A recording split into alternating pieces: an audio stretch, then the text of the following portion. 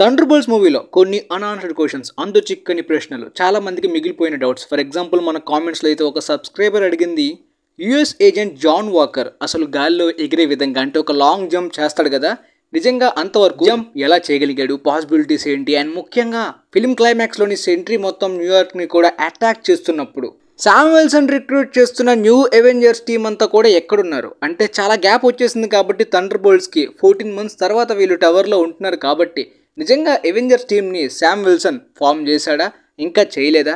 అయితే ఈ ఫిలిం ఇనీషియల్గా Melissa gold song bird character కూడా ఉంటుందన్నారు కదా. ప్రస్తుతానికి మనకి వాలెంటీనా ఎలెగ్రా అసిస్టెంట్గా చూపించిన మెల్ క్యారెక్టర్ కొంపతీసి ఆ క్యారెక్టరేనా అనే డౌట్స్.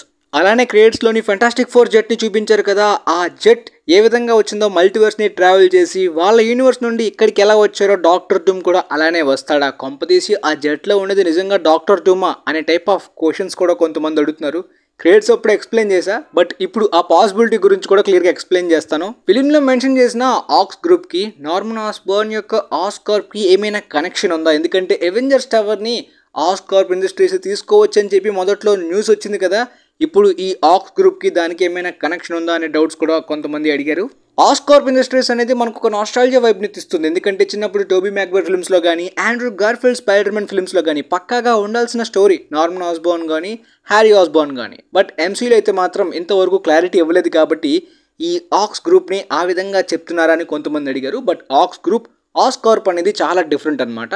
ఈ ఆక్స్ గ్రూప్ OXE కామిక్స్లో కూడా దీన్ని స్థాపించేది వాలెంటీనా ఎలెగ్రానే.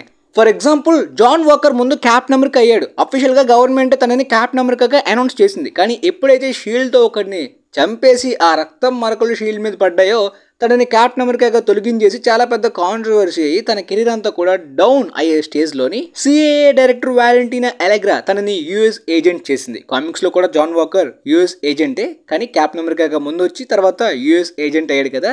సేమ్ ఆ విధంగా కామిక్స్లో ఆక్స్ గ్రూప్ని అయితే మాత్రం థండర్బోల్ట్స్ టీమ్ని ఫామ్ చేసేది బక్కీ అనమాట. అందులో కూడా red guardian, Elena Belova and US agent. Valentina చేసే స్పెషల్ ఆప్స్ మిషన్స్లోని చాలా ఇల్లీగల్ పనులు కూడా ఉంటే వాటిని కవర్ చేయడానికి ఈ టీం పనిచేస్తుంది. ఎగ్జాక్ట్గా ఈ ఫిల్మ్లోని టీమ్గా ఫామ్ చేయకముందు వీళ్ళని వివిధ రకాలుగా అలా వాడుకుని తర్వాత వాళ్ళలో వాళ్ళే థండర్బోల్ట్స్గా టీమ్గా ఫామ్ అయ్యారు. వాలెంటీనా ఈవిలా అంటే ఫిల్మ్లోనే దానికి ఆన్సర్ ఉంది. నేను ఒక లేడీ నిక్ ఫ్యూరీని అవ్వాలనుకుంటున్నాను అంటే ఆ లెవెల్ పవర్ని తను గ్లోబల్గా హోల్డ్ చేద్దాం అనుకుంది. అసలు Falcon and the winter soldier web సిరీస్లోని షారన్ కార్టర్ అయితే ఒకరితో మాట్లాడుతుంది. తను ఒక క్రిమినల్ లీడర్గా, పవర్ బ్రోకర్గా వాళ్ళకంటూ సపరేట్ ఆర్గనైజేషన్ ఉన్నట్టు. ఫర్ ఎగ్జాంపుల్గా న్యూ హైడ్రా టైప్లోని, న్యూ షీల్డ్ టైప్లోని ఒక కొత్త ఈవిల్ ఆర్గనైజేషన్.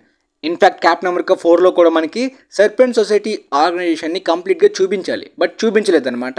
ఆ ఈవిల్ ఆర్గనైజేషన్ లాని ఈ ఆక్స్ గ్రూప్స్ కూడా ఈవిలా అంటే కాదు, కంప్లీట్గా కాదు. వాళ్ళంతా కూడా క్రైమ్ ఆర్గనైజేషనే, కానీ వీళ్ళు పవర్ని హోల్డ్ చేయడానికి కొన్ని ఇల్లీగల్ పనులు చేశారు. ఆ ఇల్లీగల్ వర్క్స్లోనే ముఖ్యంగా ఈ ఎక్స్పెరిమెంట్ గురించి చాలా మంది చనిపోయారు. అందులో సర్వైవ్ అయ్యింది ఓన్లీ రాబర్ట్ రెనాల్డ్సే. అలానే మరికొంతమంది అడిగింది, ఫిల్మ్లో వాలెంటీనా అవెంజర్స్ టవర్ని వాచ్ టవర్గా మెన్షన్ చేయడం, మనకు ఒక సీన్లో కూడా వాచ్ టవర్ అన్నట్టు చూపిస్తారు కదా, అంటే ఈ వాచ్ టవర్ అనేది కామిక్స్లో కూడా ఎగ్జాక్ట్గా సెంట్రీ యొక్క బేస్ అనమాట. ఒకవేళ సెంట్రీ హీరోగానే కంటిన్యూ అయ్యాడంటే ఎగ్జాక్ట్గా కామిక్స్లో ఉన్నట్టే ఈ వాచ్ టవర్ ఆ సెంట్రీ బేస్గానే మారుండేది. ఆర్టిఫిషియల్ ఇంటెలిజెన్స్ ద్వారా ప్రొడక్షన్ ద్వారా గ్లోబల్ థ్రెడ్స్ గురించి ముందుగానే తెలుసుకుని సెంట్రీ అందులో ఇన్వాల్వ్ అయ్యి ఆ థ్రెడ్స్ని తొలగించేవాడు అనమాట. ఆ టైప్లో ఆ బేస్ ఉంటుంది కామిక్స్లో. అందుకని మేబీ వీళ్ళని డార్క్ అవెంజర్స్గా ఫిలిం క్లైమాక్స్లో చూపిస్తారు అనుకున్నాను, కానీ న్యూ అవెంజర్స్గా చూపించారు. పోతే ఫిల్మ్లో ఇంతకు ముందు సాంగ్ బర్డ్ క్యారెక్టర్ ఉంటుంది. సోనిక్ వేవ్స్తో అటాక్ చేసే ఈ క్యారెక్టర్ కూడా థండర్బోల్ట్స్ టీంలో జాయిన్ అయ్యే అవకాశం ఉంది. లేదంటే ఒక ప్లాట్ ట్విస్ట్గా ఫిల్మ్లో ఏమి కూడా ఉండొచ్చు అని చెప్పి స్క్రిప్ట్ గురించి కొన్ని సోర్సెస్ ద్వారా న్యూస్ అయితే వచ్చిందనమాట. తర్వాత కాస్టింగ్లో ఈ జెరల్డిన్ విశ్వనాథన్ యాక్ట్రెస్ అయితే ఫిల్మ్లోని మెల్ అనే పాత్రలో కనిపించబోతుందని చెప్పారు, కానీ తన లాస్ట్ నేమ్ని ఎక్కడ కూడా మెన్షన్ చేయలేదు. సో తను కామిక్స్లో ఉండే మెలిసా గోల్డ్ అనే ఒక నెక్లెస్ని ధరించడం మేబీ తన పవర్స్ క్లైమాక్స్లో వచ్చేలాగా సాంగ్ బర్డ్గా మారేలా ఉండొచ్చు అని కూడా అనుకున్నాను, కానీ ఎక్కడ కూడా ఆమెకి పవర్స్ ఉన్నట్టు దాన్ని దాస్తున్నట్టు ఎక్కడ కూడా అనిపించలేదు. మేబీ ఈ ఆక్స్ గ్రూప్ చేసే ఎక్స్పెరిమెంట్స్ ద్వారానే ఏమైనా ట్రిగర్ అయ్యి తనకి సాంగ్ బర్డ్ లాగా పవర్స్ వచ్చేలాగా లైవ్ యాక్షన్ ఫిల్మ్స్లో చూపిస్తారా, లేదంటే తను కంప్లీట్గా మెలిసా గోల్డ్ కాదా లేదా అనేది ప్రస్తుతానికి కన్ఫర్మ్గా చెప్పలేం. కానీ చాలామంది ఆల్రెడీ తన నేమ్ని మెలిసా గోల్డ్గానే మెన్షన్ చేస్తున్నారనమాట. అంటే స్క్రిప్ట్ పరంగా అదే విధంగా ఉంటుందన్నట్టు.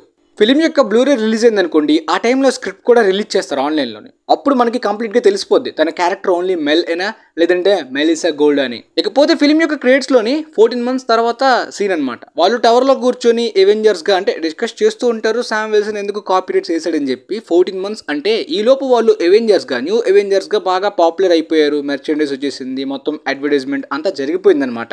శామ్ విల్సన్ న్యూ ఎవెంజర్స్ టీమ్ని రిక్రూట్ చేయగలిగితే ఎవెంజర్స్ టవర్కి రావాలి కదా, లేదా నిజంగా తను ఇంకా టీంని ఫామ్ చేయలేదా అంటే ఆ 14 months అవ్వక ముందు కూడా న్యూయార్క్లోని ఒక పెద్ద ప్రమాదం వాయిడ్ ద్వారా చాలా పెద్ద థ్రెట్ వచ్చింది కదా. మరి అప్పుడు తను నియమిస్తున్న ఆ న్యూ ఎవెంజర్స్ టీమ్ ఇంతకు ముందే వచ్చేయాలి కదా ఈ టైంకి. ఎంసీలో ఇలాంటి అన్కన్విన్సింగ్ ప్లాట్ హోల్స్ రైటింగ్స్ చాలా ఉంటాయి, బట్ ఇది ప్లాట్ హోల్ అనలేం. ఎందుకంటే శామ్ విల్సన్ తయారు చేస్తున్న ఆ న్యూ ఎవెంజర్స్ టీమ్ గురించి మనకి క్లారిటీ అయితే డూమ్స్డే కన్నా ముందే ఇవ్వచ్చు అనమాట. ఎందుకంటే డూమ్స్డే కన్నా ముందే ఛాంపియన్స్ అనే యంగ్ ఎవెంజర్స్ టీవీ షో రాబోతున్నట్టు చెప్పారు. ఇంతకుముందు యంగ్ ఎవెంజర్స్ అన్నారు, తర్వాత ఛాంపియన్స్గా మార్చబోతున్నాం అని చెప్పారు. అందులో కంప్లీట్గా ఈ టీనేజ్ సూపర్ హీరోస్ అందరూ కూడా ఉంటారనమాట. అండ్ వస్తున్న న్యూస్ ప్రకారం వాళ్ళందరూ కూడా క్లైమాక్స్లోని Sam Wilson, Captain America new టీమ్ని కూడా అంటే మిగిలిన ఎవెంజర్స్ అందరినీ కూడా మీట్ అవుతారంట. సో ఆ విధంగా వాళ్ళందరూ కలిసి అప్కమింగ్ డూమ్స్డేలో కలిసే విధంగా అంటే డూమ్స్డే కన్నా ముందే ఈ ఛాంపియన్స్ టీవీ షో అనేది రావాలి. సో ఈ మధ్య జరిగే ఈవెంట్స్ ఏంటో మనకు తెలియదు కాబట్టి ఆ షో కానీ దాని గురించి క్లారిటీ ఇస్తే అప్పుడు శామ్ విల్సన్ కానీ మిగతా ఆ న్యూ ఎవెంజర్స్ అందరూ కూడా ఎక్కడున్నారనే క్లారిటీ వస్తుంది. న్యూయార్క్ ఈ వాయిడ్ ద్వారా ప్రమాదంలో ఉన్నప్పుడు. ఇన్ఫ్యాక్ట్ ఆ ప్రమాదం ఎక్కువసేపు ఉంటున్నప్పటికీ ఆ ప్రమాదం నుండి థండర్బోల్ట్ సేవ్ చేసిన తర్వాత ప్రతి ఒక్కరూ వాళ్ళని న్యూ ఎవెంజర్స్గా వాలంటీనా ప్రకటిస్తుంది. వాళ్ళు చాలా పెద్ద అడ్వెంచర్ చేసి మొత్తం న్యూయార్క్ని సేవ్ చేశారు, చాలా పెద్ద సాహసం చేశారు, మనల్ని సేవ్ చేశారు అని చెప్పి. ఆ విధంగా వాళ్ళు పాపులర్ అవుతారు. ఎందుకంటే క్లైమాక్స్లో పెద్ద పెద్ద బిల్డింగ్స్ పడిపోతున్నప్పుడు చాలామంది పీపుల్స్ ప్రమాదంలో ఉన్నప్పుడు ఈవెన్ గోస్ట్ కూడా సంబంధం లేకుండా వెళ్ళి ఒక సూపర్ హీరోగా సేవ్ చేస్తుంది చాలామందిని. సో ఈ ప్రమాదాన్ని వీళ్ళు సేవ్ చేసినట్టు చాలా వరకు పబ్లిసిటీ అవుతుంది. కాబట్టి చాలామంది అదర్ సూపర్ హీరోస్కి కూడా తెలిసి జరిగింది ఏంటో తెలుసుకోవడానికైనా పక్కాగా న్యూయార్క్కి రావాలి, ముఖ్యంగా బాబ్ని మీట్ అవ్వాలి. ఎందుకంటే తను ఎంత పెద్ద థ్రెట్టో ఇంతవరకు ఎవరు కూడా రియలైజ్ అవ్వలేదా. ఎందుకంటే రాబోతున్న డూమ్స్డే సీక్రెట్ వార్స్లో తను హీరో మాత్రమే కాదు విలన్గా కూడా మళ్ళీ వాయిడ్గా మారే అవకాశం కూడా పెద్ద థ్రెట్. ఎవెంజర్స్ అందరూ కూడా డూమ్తో కలిసి వాయిడ్ని కూడా ఎదుర్కొనే అవకాశం ఉంటుంది.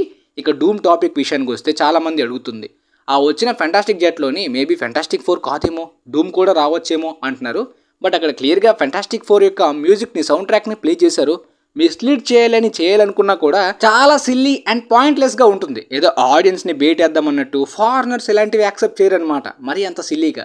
ఓకే, ఒకవేళ డాక్టర్ డూమ్ నిజంగా ఆ జెట్లో ఉన్నా సరే డాక్టర్ డూమ్ అయితే మాత్రం విలన్గా వచ్చి ఆ టవర్ మీదకి దూకి వాళ్ళందరినీ లేపేద్దాం అనే టైప్ ఆఫ్ విలన్ కాదనమాట. తను మల్టీవర్స్ థ్రెట్లో ఉంటే మల్టీవర్స్ని సేవ్ చేద్దాం అనుకునే లాంటి క్యారెక్టర్. అంటే అందరికన్నా నేనే ఎక్కువగా అచీవ్ చేయాలి, అందరికీ నేనే గాడ్ అవ్వాలని చెప్పి గాడ్ ఎంపరర్గా పవర్ఫుల్గా మారుతాడు. స్వార్థం ఎక్కువ, బాగా ఈగో ఎక్కువ అనమాట. ముఖ్యంగా మిస్టర్ ఫెంటాస్టిక్ రీడ్ రిచర్డ్స్ అంటే బాగా ఈగో ఎక్కువ, తనతో అస్సలు పడదు, తనకన్నా ఎక్కువ అచీవ్ చేయాలని చెప్పి ఒక మోనార్క్ టైప్లో ఉన్న బిహేవియర్ వల్ల తను గాడ్ అయితే మాత్రం పెద్ద అప్రెషన్ క్రియేట్ అవుతుంది. తన రూల్లో చాలామంది అంత హ్యాపీగా ఉండలేరనమాట, చాలా సతమతం అవ్వాల్సి వస్తుంది. ఆ విధంగా ఎగ్నెస్ట్గా ఫైట్ అయితే ఈ సూపర్ హీరో టీం అంతా కూడా ఫామ్ అవుతారు. కాబట్టి డాక్టర్ డూమ్ని ఆ సీన్లో పెడితే అస్సలు it doesn't make any sense అనమాట. అలాంటి పవర్ఫుల్ క్యారెక్టర్ జెట్లోని ఫెంటాస్టిక్ 4 లోగోతో వచ్చే ఛాన్సే లేదు. కాబట్టి పక్కాగా ఫెంటాస్టిక్ 4 టీమ్ మెంబర్సే. లీక్ అయిన కాన్సెప్ట్ ఆర్ట్స్లో అయితే మాత్రం వాళ్ళు మల్టీవర్స్ ట్రావెల్ చేసే వస్తున్నారు. సో మేబీ డాక్టర్ డూమ్ కూడా ఆ ట్రావెల్ చేసే రావచ్చు, లేదంటే డాక్టర్ డూమ్ కంప్లీట్గా ఈ ఎర్త్ ఇన్కర్షన్స్ అనేవి మొదలైనప్పుడే వచ్చి ఈ బ్యాటిల్ వరల్డ్ని క్రియేట్ చేయడానికి, బియాండర్స్ దగ్గర ఉన్న పవర్స్ని దొంగలించడానికి మాలిక్యూల్ మ్యాన్ని కూడా యూజ్ చేయొచ్చు. ఇక ఫైనల్గా యుఎస్ ఏజెంట్ జాన్ వాకర్ అసలు గాల్లో ఒక పెద్ద లాంగ్ జంప్ చేసి ఒక 2-3 seconds వరకు గాల్లో ఎగిరి కింద పడతాడనమాట. నిజంగా సూపర్ సోల్జర్ సిరంలో అంత హైట్కి జంప్ చేయగలిగే పొటెన్షియల్ ఉందా, ఎంతవరకు మనకి చూపించలేదు అనే డౌట్స్ కూడా చాలామందికి రావచ్చు. జాన్ వాకర్ సిరం తర్వాత తన పవర్ బాగా ఎన్హాన్స్ అవుతుందన్నమాట. అంటే సూపర్ హ్యూమన్ స్ట్రెంగ్త్ అనమాట. చాలా స్పీడ్గా పరిగెట్టడం కానీ, ముఖ్యంగా లాంగ్ జంప్స్ చేయడం కానీ. క్యాప్టెన్ అమెరికా కూడా చాలా పెద్ద పెద్ద బిల్డింగ్స్ నుండి ఈజీగా జంప్ చేయగలడు, ఆల్మోస్ట్ ఎగిరే టైప్లోనే. ఫర్ ఎగ్జాంపుల్ మీరు వింటర్ సోల్జర్ కానీ, సివిల్ వార్ కానీ, ఈవెన్ ఎవెంజర్స్ ఫిల్మ్స్లో చూసినా సరే క్యాప్టెన్ అమెరికా చాలా లాంగ్ జంప్స్ చేస్తాడు. ఇంకా సింపుల్గా అర్థమయ్యేలా చెప్పాలంటే ఈ సూపర్ హ్యూమన్ ఎన్హాన్స్డ్ ఎబిలిటీస్ తోటి ఆ స్ట్రెంగ్త్తో ఉన్న జంప్ అంటే హల్క్ కూడా చాలా వరకు పెద్ద లాంగ్ జంప్స్ చేస్తూ ఉంటాడు, పెద్ద పెద్ద బిల్డింగ్స్ వరకు ఎగరగలుగుతుంటాడు. ఆల్మోస్ట్ గాల్లో ఎగిరే విధంగా తన లెగ్ తోటి చాలా లాంగ్ జంప్స్ చేస్తుంటాడు కదా. సేమ్ హల్క్ ఉన్న స్ట్రెంగ్త్కి అంతవరకు ఎగరగలడు. క్యాప్టెన్ అమెరికాకి ఈ సిరం ఉన్న స్ట్రెంగ్త్ వాళ్ళందరూ కూడా వాళ్ళ స్ట్రెంగ్త్ కి తగ్గట్టు జంప్ చేయగలరు అనమాట. ఆ విధంగా యుఎస్ ఏజెంట్ అక్కడ జంప్ చేశాడు. నార్మల్ అసాసిన్సే లాంగ్ జంప్ ట్రైనింగ్ తీసుకుంటారు. ఎలెనా బిలోవా అయితే మాత్రం రెడ్ గైడెన్ సపోర్ట్ తోటే పెద్ద జంప్ చేస్తుంది కదా, అంటే నార్మల్ అసాసిన్ తను. కానీ ఈ సిరం ఉన్న వాళ్ళు, ఆ స్ట్రెంగ్త్ ఉన్న వాళ్ళు ఇంకా ఎక్కువగా జంప్ చేయగలుగుతారు. అదే హల్క్ ఉన్న స్ట్రెంగ్త్ కి తను ఇంకా ఎక్కువగా జంప్ చేయగలుగుతాడు. ప్రస్తుతానికి డౌట్స్ అయితే మీకు కంప్లీట్ క్లారిటీ వచ్చాయి అనుకుంటున్నాను. ఇంకా ఏమైనా డౌట్స్ ఉంటే కామెంట్ సెక్షన్లో కానీ ఇన్స్టాలో కానీ మేబీ మెసేజ్ చేయడానికి ప్రయత్నించండి. ఇన్స్టాల్ అంటే కొద్దిగా బిజీ ఉన్న టైంలో లేట్ అవ్వచ్చు, కానీ లేట్ అయినా పక్కాగా చూస్తే మెసేజ్ పక్కాగా రిప్లై ఇవ్వడానికి అయితే ప్రయత్నిస్తాను. సో మిగిలిన డౌట్స్ని తర్వాత వీడియోలో ఎక్స్ప్లెయిన్ చేస్తాను. ఇంకా మీ ఫ్రెండ్స్లో ఎవరైనా డౌట్స్ ఉన్న వాళ్ళు, ఫిల్మ్ చూసిన వాళ్ళు, క్లారిటీ లేని వాళ్ళు, వీలైతే వాళ్ళకి కూడా షేర్ చేయండి. పక్కాగా యూజ్ అవ్వచ్చు అనుకుంటున్నాను. And thanks for watching guys.